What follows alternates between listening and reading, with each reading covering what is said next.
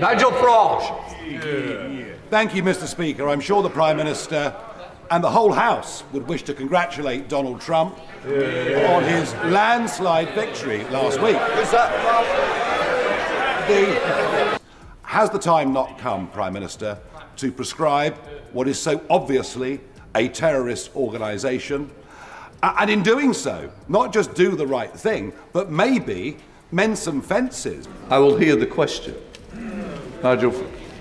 Thank you. But within a couple of days, we'd learned of a third assassination attempt.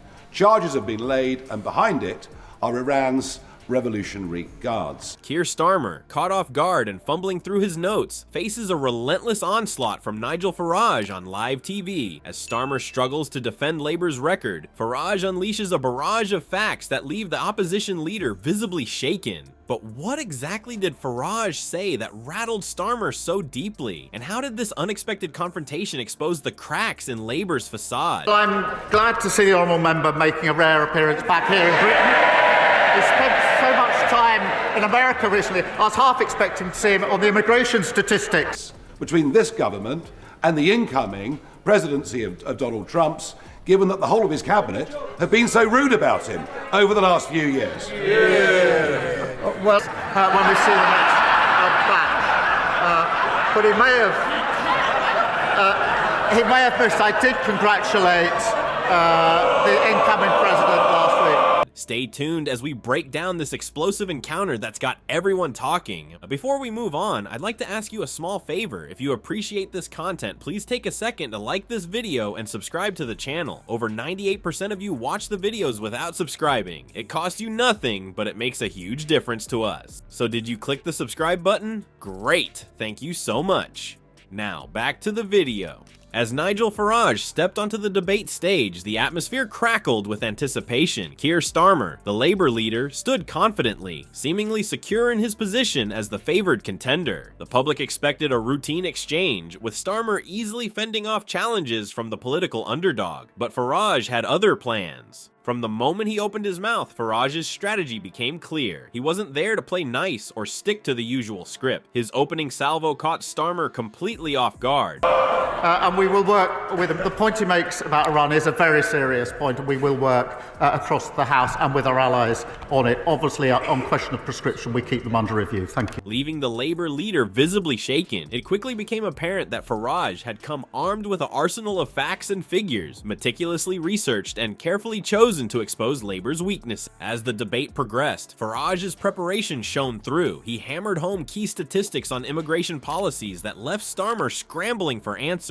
One particularly damning piece of information stood out. Farage pointed out that the UK needs to build a new house every 2 minutes just to keep up with population growth. He then skillfully contrasted this with Labour's proposal to build 1.5 million houses, exposing it as woefully inadequate in the face of the current housing crisis. The audience's reaction was palpable. What started as skepticism towards Farage began to shift. People leaned forward in their seats, hanging on his every word. The unexpected challenger was gaining momentum, and Starmer was on the back foot. Starmer's responses grew increasingly flustered. He fumbled through his notes, searching for rebuttals that never quite materialized. His rehearsed talking points fell flat in the face of Farage's onslaught of hard data. With each stumbling answer, Labour's vulnerabilities were laid bare for all to see. During the general election, I said again and again, we're a party that's going to fight against the poisoning of the minds of our young people. As the first round of the debate drew to a close, the political landscape had shifted. Farage, the underdog, had not only held his own, but had managed to rattle the supposedly unshakable Starmer.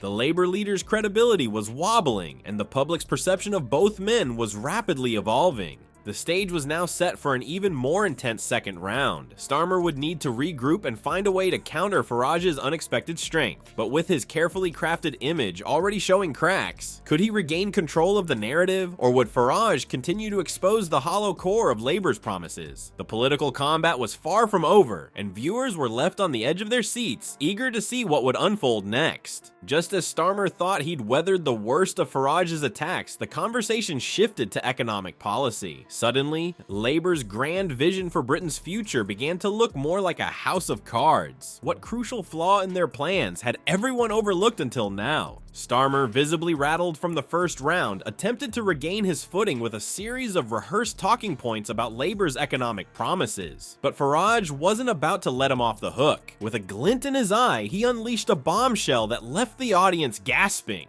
Labour is hiding a monstrous national debt of $2.7 trillion from the public, Farage declared, his voice cutting through Starmer's carefully constructed narrative. Their debt repayments are $90 billion a year, and it's only going to get worse in the next 5 years. Starmer's face fell as he scrambled to counter these damning figures, but Farage wasn't finished. He tore into Labour's economic forecasts, calling their 1.5% growth prediction dangerously flawed. With rising immigration straining resources, Farage warned that Britain could be pushed closer to recession under Labour's watch. As Starmer fumbled for a response, Farage seized the moment to highlight Reform UK's recent electoral successes. The contrast was stark. While Labour clung to outdated policies, Reform UK's message was clearly resonating with voters who felt abandoned by the establishment. But Farage had saved his trump card for last. He painted a vivid picture of public services buckling under the pressure of unchecked immigration. Schools, hospitals, and housing all stretched to breaking point. Starmer's vision of a prosperous Britain suddenly seemed not just hollow, but dangerously out of touch with reality. Labour's policies promote dependency rather than rewarding hard work and ambition, Farage charged. Without a radical shift in approach, the UK is sliding towards economic decline.